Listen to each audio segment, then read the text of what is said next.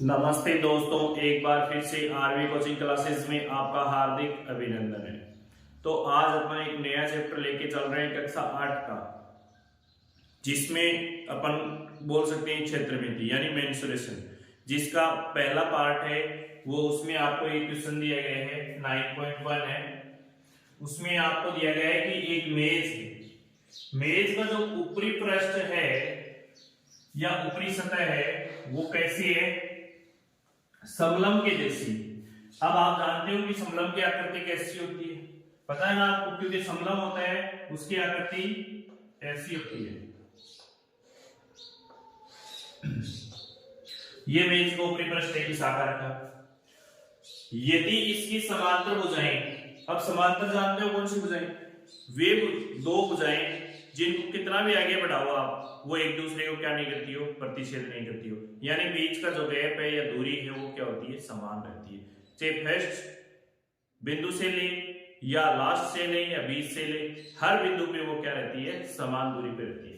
देखिए ये वाली भुजा इस भुजा के क्या है, पैरेलल है, समांतर है, यानी कहने का मतलब यहां से यहां तक की जो दूरी है, हाइट, वो क्या है, समान। तो इसमें समांतर भुजाएं कौन सी है, ये छोटी वाली को मान लेते हैं अपन 1 मीटर और बड़ी वाली को मान लेते हैं अपन 1.2 मीटर। अब इसमें आपको दिया गया है तथा इन समांतर भुजाओं के बीच की जो दूरी है, बीच की जो डिस्टेंस है, वो आपको 0.8 मीटर दी गई है। ये आपका बन गया चित्र। अब आपको क्या पूछा है, इसका एरिया पूछा है यानी क्षेत्रफल पूछा है। तो आप जानते हो कि समलम चतुर्भुज है, उसका क्षेत्रफल क्या होता है, 1/2 समांतर भुजाओं का योग गुणा ऊंचाई।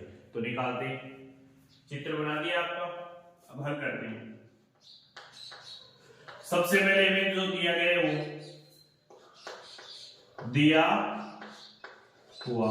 अब हमें दोस्तों क्या दिया गया है, हमें दिया गया समांतर भुजा की, दो समांतर भुजाओं की लंबाई दी गई है, समांतर भुजाएं।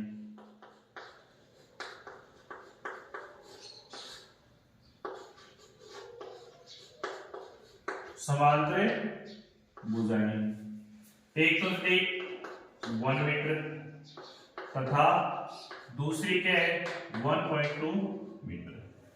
अब बीच की दूरी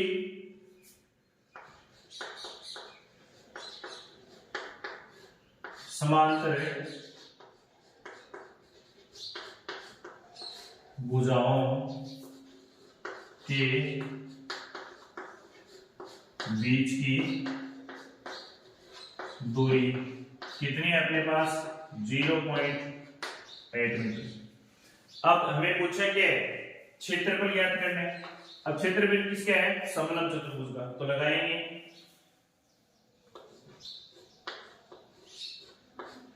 मेज के ऊपरी पृष्ठ यानी कैसा है, समलंबाकार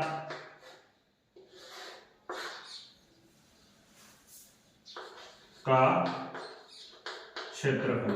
अब क्षेत्रफल क्या होगा, 1/2 गुणा समांतर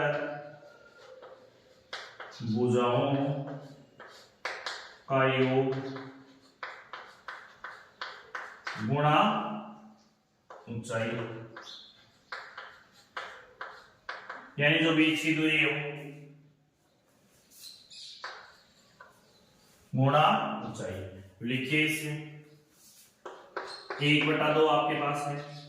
अब आपको कहा गया है कि समांतर भुजाओं का योग, तो समांतर भुजाएं कौन कौन सी है, एक तो 1 मीटर है और एक है 1.2 मीटर। इन दोनों का योग करो, 1 प्लस 1.2 जोड़ोगे गुणा ऊंचाई दी गई 0.8 मीटर। अब क्या करोगे, इन दोनों का जोड़ करोगे, तो जोड़ोगे तो पॉइंट को कैसे जोड़ सकते हो, 1.00 लगाओगे, यहाँ पर लगाने के बाद क्या करोगे, इसमें पॉइंट 1.20 जोड़ोगे, तो वैल्यू इस जीरो को लगाने की भी जरूरत नहीं है, आपकी वैल्यू आ जाएगी 2.2। 2.2। तो यहाँ पर लिखिए, इसको मिटा दीजिए,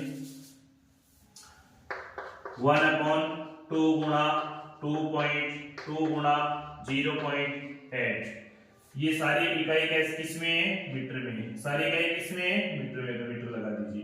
अब देखिए, इसको इससे काट सकते हो ना, 2 की टेबल से 22 यानी 2.2 है, इसको 1.1 आ जाएगा, यानी 1.1 मीटर को अपन 0.8 मीटर से मल्टीप्लाई करते हैं तो अपनी जो वैल्यू आती है फाइनली वो क्या आती है? वो आती है 8 मीटर स्क्वायर। लेकिन ध्यान दीजिए कि यहाँ पर बिंदु पॉइंट दिया गया है एक अक्षर पे और यहाँ पर भी पॉइंट दिया गया है एक अक्षर पे, लेकिन मल्टीप्लाई में क्या होगा? ये 0.88, 0.88 जो कि अपना क्या है? Finally answer. और आपको ये बता दूं कि जब भी आप क्षेत्रफल निकालते हो तो उसका जो वर्ग इकाई है वो हमेशा जरूर लगाना, चाहे वो मीटर में हो चाहे सेंटीमीटर में हो। जब भी एरिया निकालते हो तो उसकी जो इकाई है वो वर्ग में लगेगी, और आयतन में किस में लगती है? क्यूब में। तो इसे नोट डाउन कीजिए।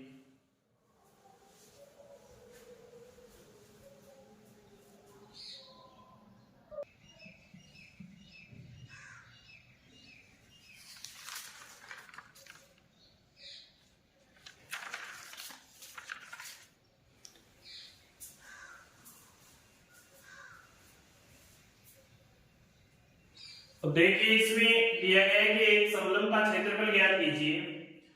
क्षेत्रफल तो आपको दिया गया है, कितना दिया गया है? 34 सेंटीमीटर स्क्वायर। ऊंचाई आपको दे दी है 4 सेंटीमीटर। अब आपको पूछा कि समांतर भुजाओं में से एक भुजा भी दे दी आपको, वो कितनी है? 10 सेंटीमीटर। आपको दूसरी भुजा ज्ञात करनी है। क्या करनी है? दूसरी भुजा।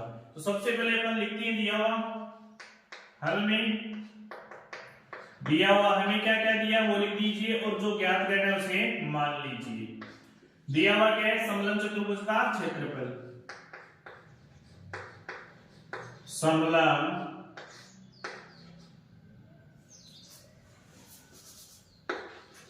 का क्षेत्रफल, ये चतुर्भुज ही है, ठीक है ना? 34 सेंटीमीटर स्क्वायर। ऊंचाई कितनी दे दी अपने को? 4 सेंटीमीटर। समांतर भुजाओं में से एक भुजा, समांतर भुजाओं में से एक भुजा, समांतर भुजाओं में से एक भुजा कितनी देती है? 10 सेंटीमीटर। लंबाई कितनी की है? भुजा, एक भुजा कितनी की है? 10 सेंटीमीटर की। अब दूसरी भुजा को क्या कर लेंगे अपने? मान लेंगे। तो माना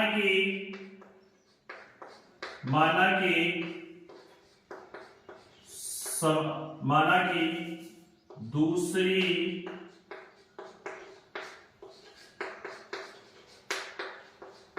समांतर भुजा की लंबाई क्या मान लेंगे अपन? x centimetre, x centimetre. अब सारी वैल्यूज अपने पास हैं तो अपन क्या करेंगे? इसको फॉर्मूले में अप्लाई करेंगे। तो इतना तो नोट कीजिए आप, माना कि समांतर भुजाओं की लंबाई आपको दी गई। अब अपन लगाते हैं सूत्र, समलंब चतुर्भुज का क्षेत्रफल का सूत्र। समलंब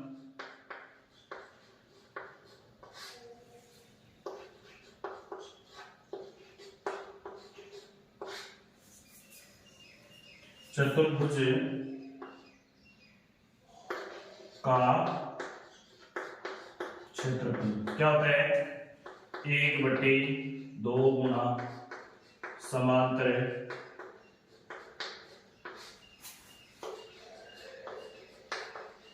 भुजाओं का योग गुणा ऊंचाई, यानी योग गुणा ऊंचाई।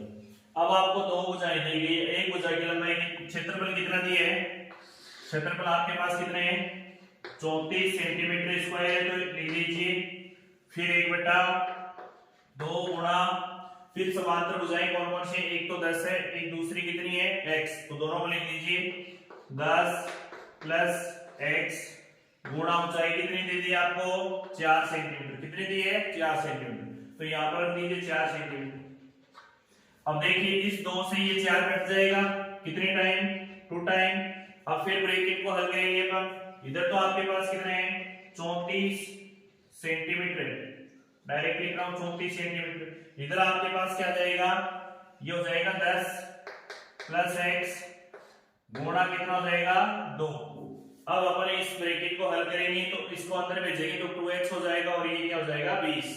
तो देखिए ये हो गया 20 प्लस 2x, क्योंकि ये दो पहले इस x से गुणा होगा तो 2x होगा, फिर ये दो 10 से गुणा होगा तो 20 हो जाएगा, तो 34।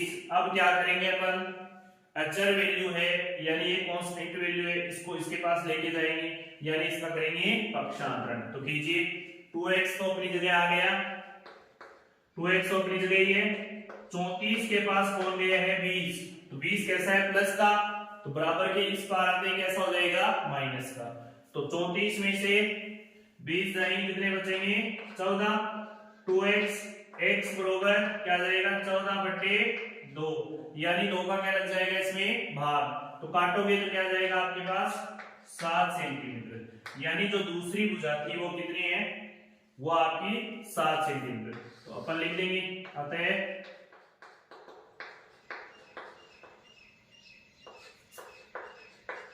समलंब की दूसरी समांतर भुजा की लंबाई कितनी है 7 सेंटीमीटर, जो कि अपना क्या है आंसर। तो लिखिए इसे बच्चों, ये 7 सेंटीमीटर है। देखिए काफी अच्छा क्वेश्चन है, इसमें आपको दिया गया एक समलंबाकार खेत ABCD जिसकी बाड़ की लंबाई दी गई है। दोस्तों जब भी आपको बाड़ का जिक्र आ जाए या तारबंदी का जिक्र आ जाए या उसके चारों ओर का आ जाए तो कहने का मतलब वो पूछता है आपको परिमाप, क्या पूछता है परिमाप, या आपको परिमाप देगा। तो कहने का मतलब है परिमाप किसे कहते हैं, वो बंद आकृति जिसके चारों ओर की भुजाओं का क्या हो योग, भुजाओं का क्या हो योग, वो क्या कहलाता है परिमाप। अब देखिए इसमें 120 दे दिया आपको, परिमाप कितना लंबाई कितनी दे दी 120, BC कितनी दी है BC देखिए इस पे कितनी 48, तो यहाँ पर डायग्राम में लगा दीजिए 48 मीटर। फिर C से D कितनी है 17 मीटर, AD कितनी है अपने पास 40 मीटर है, तो खेत का क्षेत्रफल याद कीजिए।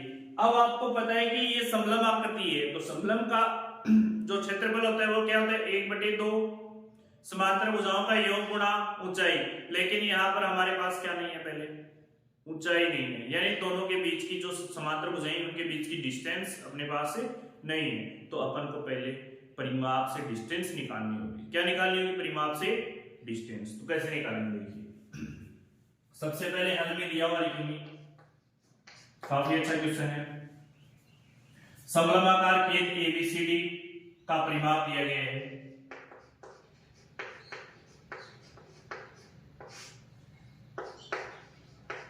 डायरेक्ट लिखा समलंबाकार खेत ABCD का परिमाप कितना दे दिया आपको 120 मीटर, ठीक है। BC समलंब की भुजाएं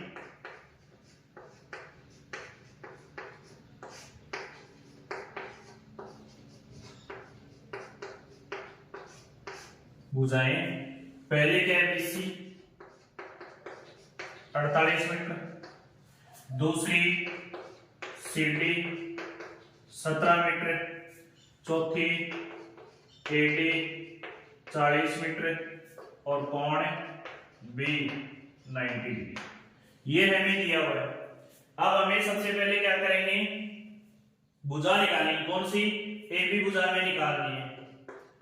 AB भुजा है वो हमें ज्ञात करनी है। तो अपन करेंगे क्या, सबसे पहले लिखेंगे समलंबाकार खेत का परिमाप।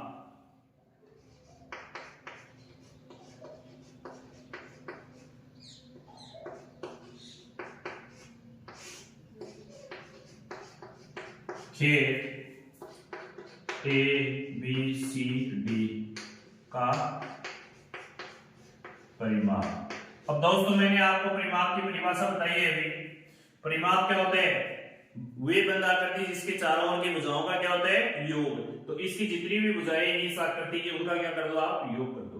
तो अपन क्या करेंगे, सबसे पहले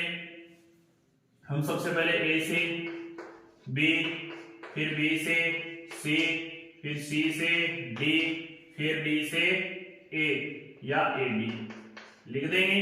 अब AB अपने पास है नहीं तो इसको एज इट इज रखिए क्योंकि AB हमें ज्ञात करनी है। परिमाप कितना दिया गया अपने को? 120, तो 120 यहां रख दीजिए।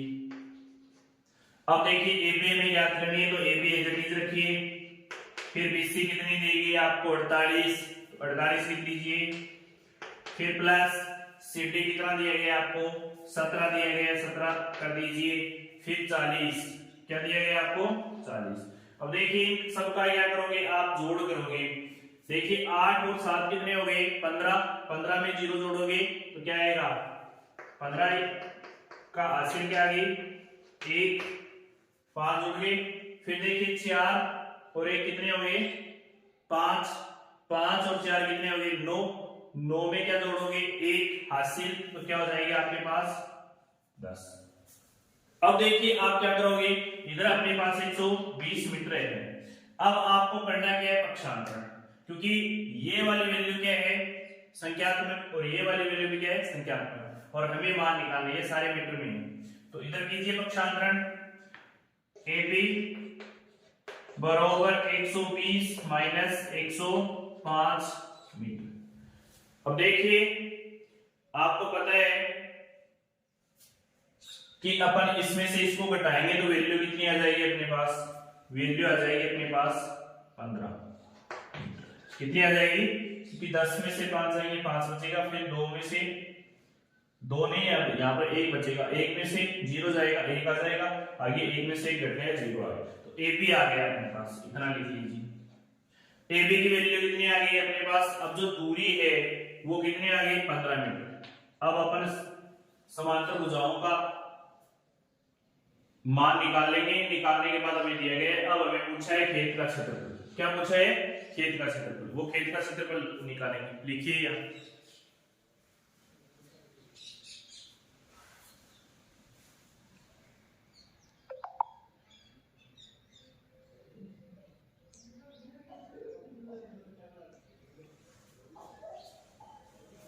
ये कुछ नहीं है यहाँ पर,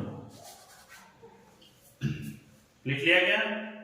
अब देखिए यहां पर मैं लगा रहा हूं इसका खेत का क्षेत्रफल। खेत का क्षेत्रफल।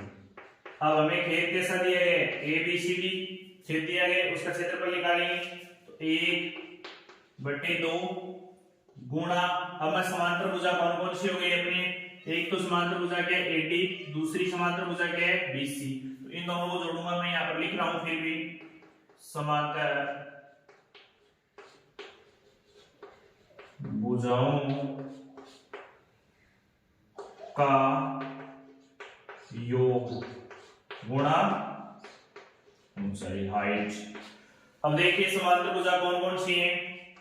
1/2 गुणा समांतर भुजा क्या है? एक तो AD है अपने पास, एक तो AD, फिर दूसरी कौन सी है? BC। ऊंचाई कितनी है अपने पास? ये 90 डिग्री वाली हाइट है। ये इसको ऊंचाई मत मान लेना आप BC को, ये तो क्या है? स्लोप है, इसलिए इसको ऊंचाई नहीं मान सकते। AB है अपनी ऊंचाई, और ये सारे मान अपने पास हैं। सबसे पहले 1/2, AD की वैल्यू कितनी है? 40, तो 40 लिख दीजिए। फिर प्लस बीसी की वैल्यू कितनी है 48, 48 लिख दीजिए। फिर गुणा AB की वैल्यू अपन ने निकाली है वो कितनी है 15, तो 15। अब इन सबको क्या करोगे, जोड़ के गुणा कर दोगे। तो जोड़ोगे तो क्या आएगा 1/2 गुणा 40, और 40 80 होते हैं, और 80 प्लस 8 कितने हो गए 48, और 40 कितने हो गए 88, 88 गुणा 15। अब ये 2 के टेबल से कटते हैं 88 कितने टाइम, देखिए 2 के टेबल से ये आ जाएगा 4 और 4 यानी 44।